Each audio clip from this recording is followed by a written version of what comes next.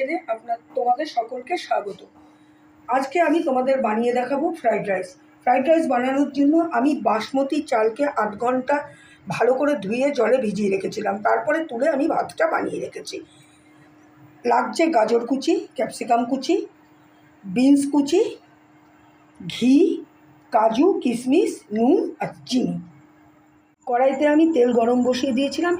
এরপর আমি একে একে গাজর, বিনস এবং ক্যাপসিকাম ভেজে তুলে রাখবো।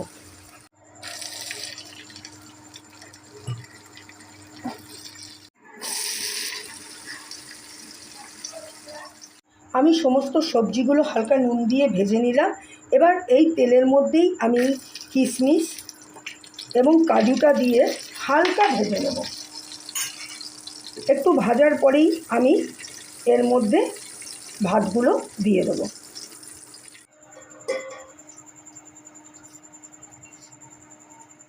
ভাজা হয়ে গেছে, এবার আমি ভাতগুলো দিয়ে দিচ্ছি।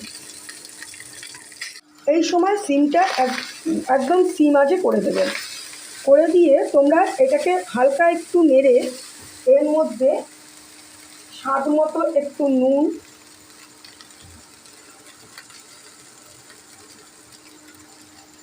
চিনি দিয়ে ভালো করে নেড়ে নেবে। এই অবস্থায় তোমরা এর মধ্যে সমস্ত সবজিগুলো দিয়ে দেবে।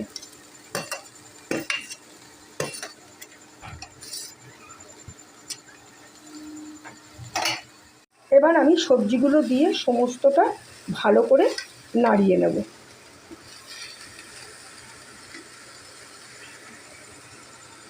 আমার রান্না কেমন লাগছে অবশ্যই তোমরা কমেন্টে জানিও, নতুবা আমি বুঝবো কী করে আমার রান্না তোমাদের ভালো লাগছে কি লাগছে না, বা আমার রান্নায় কোনো ত্রুটি হলে অবশ্যই তোমরা জানাবে, তবেই আমি নিজেকে শুধরে নিতে পারবো। এবার আমি এর মধ্যে ঘিটা দিয়ে দেবো।